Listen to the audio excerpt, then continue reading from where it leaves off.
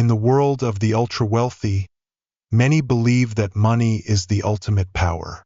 It opens doors, smooths over mistakes, and buys silence when things get uncomfortable. It's a world where the rules are often bent, and even broken, for those who have the means to make them disappear. But sometimes, even the richest and most powerful must answer for their actions. And when that day comes, it's a wake-up call not just for the individual, but for the entire world watching. Imagine a courtroom filled with people, each holding their breath, eyes locked on one man. He walks in like a king, his presence commanding the space, his tailored suit impeccable, his smug grin spreading across his face. Ethan Grayson, a billionaire and entrepreneur, a man whose name had been associated with lavish yachts, private jets, and high-profile parties. He was no stranger to headlines, though most of them praised his business empire.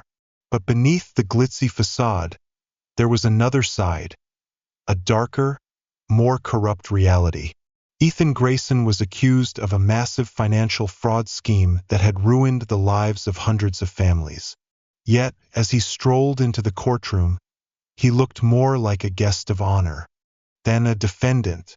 As the doors swung open, the murmurs of the crowd began to quiet. It wasn't just Ethan's wealth that drew their attention. It was the sheer arrogance with which he carried himself. He was used to people admiring him, deferring to him. He was used to winning, to bending the system to his will. But in this moment, in this courtroom, he was no longer the man who dictated terms. Today, Ethan Grayson would face a force more powerful than money, the pursuit of justice. And it wasn't the flashy lawyers, the media frenzy, or the testimony of his victims that would bring Ethan down. No, it was a woman, a judge, Judge Monica Lee. The entrance of Judge Lee. The room fell into an expectant hush as Judge Monica Lee made her entrance. Dressed in her black robe, she moved with quiet authority, her every step deliberate and measured. Unlike the theatrics of Ethan's arrival, Judge Lee commanded respect without uttering a word. Her mere presence filled the room with a palpable intensity that made even the most seasoned lawyers in the room take notice. She wasn't there for the show. She wasn't there to play games. She was there to uphold the law, no matter who stood in front of her. The bailiff's voice cut through the silence. All rise for the Honorable Judge Monica Lee. Everyone stood except for Ethan Grayson. For a moment, the entire courtroom seemed to hold its breath. Ethan remained seated, his gaze casually flicking over his legal pad, as though the proceedings were an inconvenience to him. The room was frozen, every eye on him, waiting for him to do the one simple thing expected of him in that moment. Stand for the judge. But Ethan didn't flinch. He didn't care. To him, standing for the judge was just another rule that didn't apply to him. He was above that. He had money. He had power. He could do whatever he wanted. Judge Lee's eyes locked onto him, unblinking, unyielding. The air thickened with tension. She said nothing, at least not yet. But the message was clear. She wasn't going to let his arrogance slide. The power struggle begins. The room was a mix of confusion, disbelief, and simmering anger. It wasn't just the defiance that shocked the crowd. It was the utter contempt for the system that Ethan displayed. He had faced legal battles before, but this time it was different. This time, the judge wasn't going to let him get away with his entitled behavior. Ethan's lawyer leaned in, whispering urgently, but Ethan waved him off with a dismissive flick of his wrist. "Let's get this over with," he muttered, too comfortable in his skin, too sure that his money would win out in the end. But as Ethan's actions made waves of disbelief ripple through the courtroom, Judge Lee, with her quiet demeanor, was already laying the groundwork for his downfall. Ethan Grayson's background. Ethan Grayson wasn't just any wealthy businessman. He was a man who had built his empire on the backs of people who trusted him. He had promised ordinary families a chance at wealth, telling them they could secure their futures if they just invested in his schemes. Retirement accounts, college funds, family inheritances. All of it had been taken, and in its place, devastating losses and shattered dreams. His rise to power wasn't built on innovation or hard work. No, Ethan had relied on deception, convincing people to invest in fraudulent ventures while lining his own pockets. He had been a master manipulator, convincing people that they were part of something bigger, something secure. But as his empire grew, so did his lies. And when the truth finally came crashing down, it was far too late for those who had trusted him. Ethan was confident. He had the best lawyers money could buy, after all. He didn't worry. He thought he could outsmart everyone, including the courts. But there was one thing Ethan hadn't accounted for: the integrity of Judge Monica Lee. The first sign of a shift. As the trial began, Ethan's behavior continued to be a spectacle. He leaned back in his chair, scrolling through his phone, as if the trial was just another inconvenience to be endured. His arrogance was on full display as he laughed at his victims' testimony, as though their pain didn't matter to him. But with each passing day, something began to shift. The public was turning against him. The evidence against him was irrefutable, but he remained unshaken. It was as if he believed that his wealth and status could shield him from the consequences of his actions. And then came the pivotal moment that would change everything. A defiant display. The prosecution had just introduced a damning piece of evidence, emails from Ethan himself, instructing his team to falsify records and mislead investors. It was an open and shut case. The words were there, the proof was undeniable. The prosecutor read aloud, "Make the numbers look good. We need these suckers to sign on the dotted line." The courtroom went quiet, the weight of Ethan's words sinking in. But instead of looking guilty, Ethan leaned back in his chair, his expression smug as ever. "Yes, I recognize the emails, but let's not pretend they mean what you're implying. It's just business talk. You wouldn't understand." The audience gasped, and Judge Lee's gavel rang out like a shot. Order in the court. She had had enough of Ethan's games. Her patience was wearing thin, and it was clear to everyone in the room that she wasn't going to let him walk away from this. The days of the trial continued, each one filled with more drama, more pain, and more evidence stacking up against Ethan Grayson. But despite the mounting evidence, Ethan's attitude remained unchanged. His smug grin never wavered, his demeanor remained unbothered, and the courtroom filled with whispers as Ethan treated the trial like an inconvenience, not the serious matter it was. The testimony of victims. Each day brought a new witness to the stand, each one sharing heart-wrenching stories of betrayal and loss.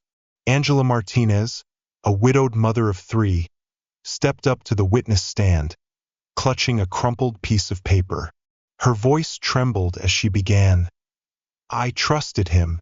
I trusted him with everything I had, and he destroyed my family's future." Ethan didn't even glance at her. He remained seated, scrolling through his phone with an air of detachment. To him, Angela's pain was nothing more than noise. His lawyer, sitting next to him, shifted uncomfortably, but Ethan didn't even acknowledge the discomfort. He leaned back in his chair, arms crossed, as if her testimony had no bearing on the outcome of the trial. The words Angela spoke cut through the silence.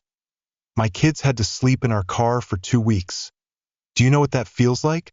I begged them not to take our house, but they didn't care. They didn't care about me or my kids. I was nothing to them." Peter Vaughn, a retired firefighter who had spent decades saving lives, stood in the witness box next. His voice was filled with anger and frustration. "I spent 35 years running into burning buildings, saving people's lives. And this man, He burned my future to the ground. Yet Ethan sat there, unflinching, as though these words didn't even faze him. It was as though the human toll of his actions meant nothing, as if his wealth and power made him immune to the consequences of his greed. Ethan's continued arrogance. The prosecution's case continued to grow stronger, but so did Ethan's arrogance. He interrupted witnesses, made sarcastic remarks, and continued to treat the proceedings like an act. At one point, he whispered loudly to his lawyer, "This is just a formality. They're wasting their time." The more the prosecution built their case, the more Ethan's behavior grew disrespectful. He rolled his eyes during cross-examinations and laughed during moments that demanded the utmost seriousness. His belief in his own invincibility was evident. And why wouldn't it be? He had manipulated the system for years, buying his way out of trouble time and time again. To him, this was no different. He was used to bending the world to his will. The turning point. But then came the turning point. It was the third day of the trial when the prosecutor introduced a piece of evidence that would have anyone else in Ethan's position trembling with fear. A series of emails from Ethan himself. These emails explicitly detailed how Ethan had instructed his team to falsify records and mislead investors. Proof that he had knowingly scammed countless people for his own gain. As the prosecutor read the damning words aloud, Ethan didn't even flinch. His lawyer, clearly uncomfortable, leaned forward and tried to interrupt. "Objection. This question has already been answered in pretrial hearings." Judge Lee's voice cut through the lawyer's protest like a knife. "Overruled. The defendant will answer the question." Ethan leaned forward into the microphone, his voice dripping with condescension. "Yes, I recognize the email," he said with a sneer. "But let's not pretend it means what you're implying. It's just business talk. You wouldn't understand." The courtroom erupted in murmurs, the audacity of his words hanging in the air. But Judge Lee remained calm, her expression unwavering. "Mr. Grayson, I advise you to watch your tone. This is not a boardroom meeting. Show some respect." For a brief moment it seemed like Ethan might argue, but instead he simply shrugged, seemingly unfazed by the judge's words. He had no respect for the court. He had no respect for the people whose lives he had ruined. To him, this was just another obstacle to overcome. And for the first time, it became clear to everyone in the room. Ethan Grayson didn't believe he would be held accountable. He didn't think the system would touch him. The final testimony. The turning point truly came when Angela Martinez took the stand for her emotional testimony. She was shaking, holding back tears, as she recounted the pain of losing everything because of Ethan's fraudulent schemes. "I put everything I had into his business. I trusted him, and now I have nothing. My children have nothing." Ethan didn't even look at her. He was still scrolling through his phone, oblivious to the pain he had caused. His dismissiveness was palpable, and the crowd could feel the simmering anger building in the room. "You're not even paying attention to the witness," the prosecutor snapped, pointing toward Ethan. "Your Honor, this man's behavior is outrageous." Judge Lee's patience had worn thin. "Mr. Grayson," she said, her voice firm but controlled, "put your phone away. Now." Ethan glanced up, annoyed. "I was just checking something important," he said, as though it were completely normal to ignore the victim's testimony while checking his phone. Judge Lee's tone hardened. "I said now." Reluctantly, Ethan set his phone down, but the damage was done. His arrogance was so pronounced that even the victims in the room couldn't hide their disgust. The breaking point. The courtroom was on edge as the trial neared its conclusion. Ethan's lawyer had done everything to discredit the witnesses, twisting facts and painting his client as a victim of the system. But with each lie, with each attempt to manipulate the narrative, the truth became clearer. Ethan Grayson had not just defrauded people of their money, he had stolen their futures. He had ruined lives without a second thought. And now he was going to pay the price. The verdict. The final day of the trial arrived, and the tension in the courtroom was unbearable. Journalists filled the back rows, their pens poised to record every word. Victims of Ethan's fraud sat in the gallery, their faces a mixture of hope and anger. And Ethan, ever the arrogant billionaire, sat at the defense table, flashing a small grin to the cameras. He still believed he was invincible. He still believed that his wealth could protect him. When Judge Lee finally spoke, the room fell silent. "Mr. Grayson," she began, her voice calm but firm, "you have been found guilty on all counts of fraud, conspiracy, and obstruction of justice. The evidence against you is overwhelming." Ethan didn't respond. He just sat there, his grin faltering for the first time. The judge continued, "You manipulated, exploited, and destroyed the lives of countless people for your own gain. You have shown no remorse, no understanding of the damage you've caused." The audience held their breath, waiting for the inevitable. "I sentence you to 25 years in federal prison without the possibility of parole." The courtroom erupted into gasps. Ethan's face drained of color. This was the moment he had feared but never expected. Judge Lee wasn't finished. "Furthermore," she said, her voice unwavering, "I am ordering the immediate liquidation of your assets to repay the victims of your crimes. Every dollar you stole will be returned." Ethan stood up, his face red with rage. "You can't do this," he shouted. "I'm Ethan Grayson. You can't treat me like this." But Judge Lee's voice was unyielding. "Sit down, Mr. Grayson." Her gavel slammed down with finality. As Ethan was escorted out of the courtroom, his protests growing fainter with each step, the crowd erupted into applause. It was a rare moment in a courtroom, but it was one that everyone in the room knew was deserved. Justice had been served. The lasting impact as the courtroom emptied and the news spread, the echoes of this trial reverberated throughout the country. It wasn't just about Ethan's conviction, it was about the message it sent. No one, no matter how wealthy or powerful, was above the law.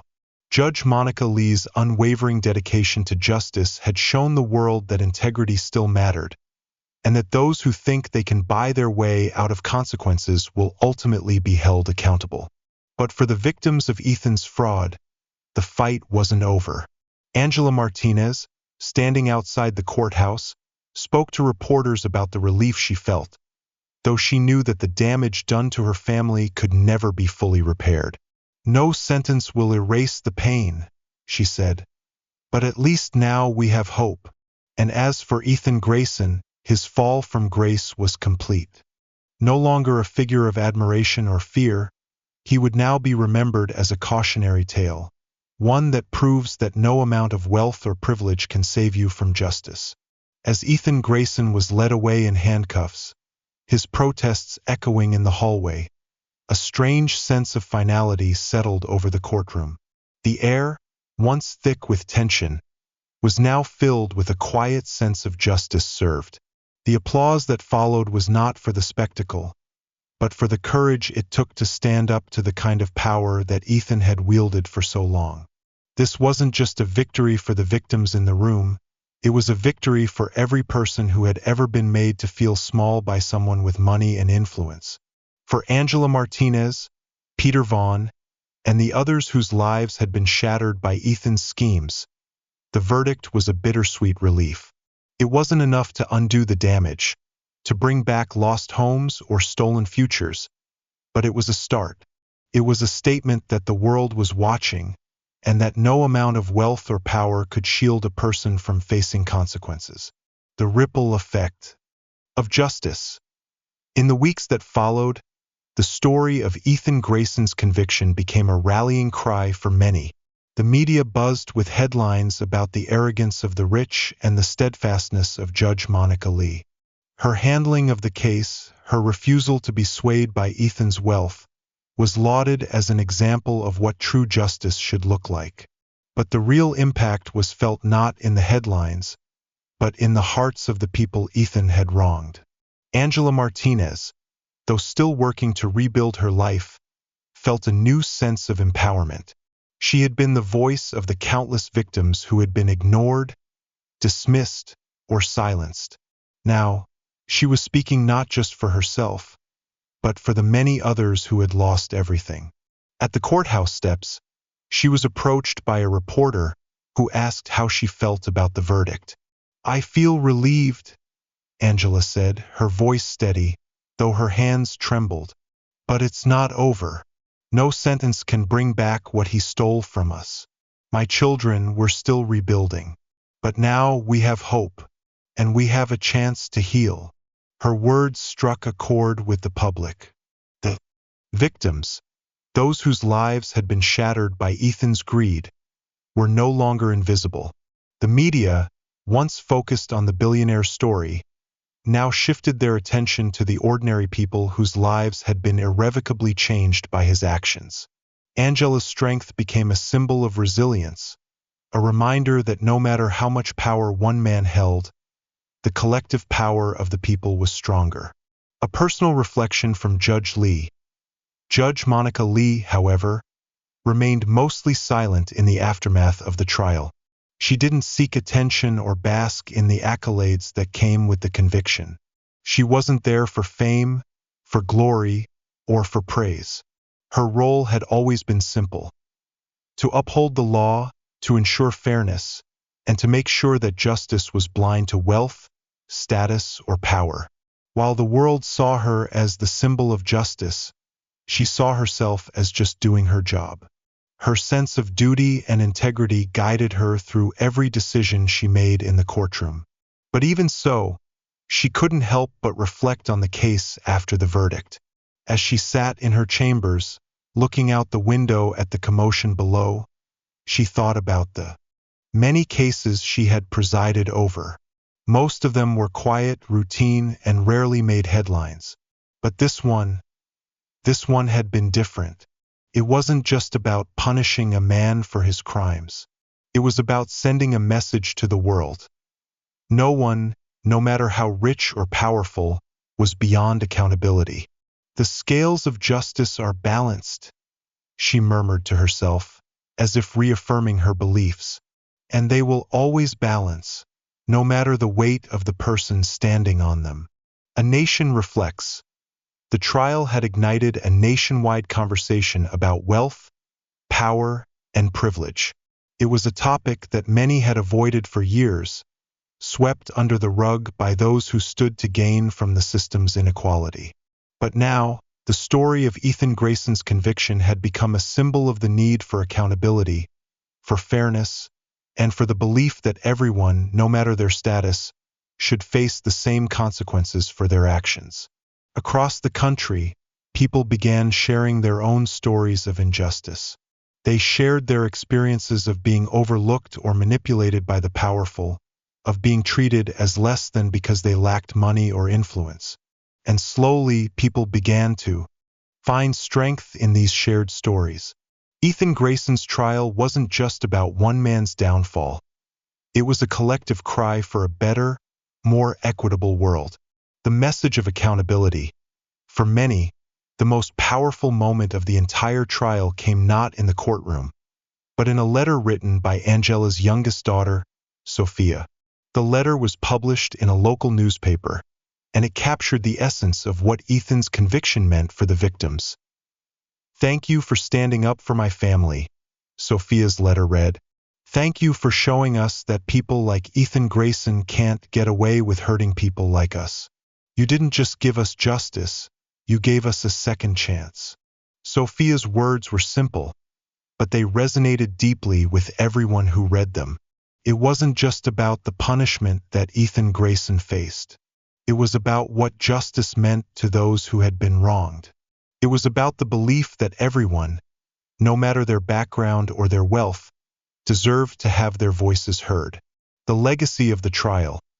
In the months and years that followed, the legacy of Ethan Grayson's trial continued to shape the conversation about justice. People spoke of it as a turning point, a moment in which the system was forced to reckon with the power it had long given to the wealthy. The story of his conviction became a rallying cry for fairness, for equality, and for a society where no one was exempt from the law. For Judge Monica Lee, the trial was just another chapter in her career, a career built on integrity and the pursuit of fairness. But for the victims, for Angela Martinez and the others who had been affected by Ethan's fraud, the trial marked the beginning of something much bigger. It marked the moment when they realized that justice wasn't just something that happened in a courtroom. It was something that happened when people stood up and refused to let the powerful get away with their wrongs. The lasting impact of justice as the world watched Ethan Grayson's downfall. They were reminded that no matter how much money a person has, no matter how high they've climbed or how powerful they've become, they are not above justice. And for every person who feels invisible, for every person who has been wronged by the powerful, the message was clear. Justice may be delayed, but it will always prevail. And in the end, the story of Ethan Grayson's trial wasn't just about a man who had stolen millions. It was about a society that refuses to allow the powerful to act with impunity. It was about ordinary people, like Angela and Peter, who, despite losing everything, found their strength in the pursuit of justice. It was a reminder that the fight for accountability and fairness is ongoing, and that it's a fight worth having. If this story resonated with you, it's time to reflect on the power of justice and accountability in our world. Just like Ethan Grayson, many people believe that wealth can protect them from the consequences of their actions, but we know that's not the case.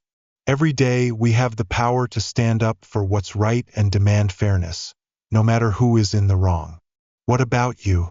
Have you ever witnessed injustice or felt powerless in the face of inequality? Share your thoughts and experiences in the comments below. We'd love to hear from you. Your voice matters, and together, we can keep pushing for a world where everyone is held accountable, no matter their status. Don't forget to like, share, and subscribe for more powerful stories that remind us that justice is not just an ideal. It's a right we all deserve. Remember, no one is above the law, and every act of accountability brings us one step closer to a fairer world.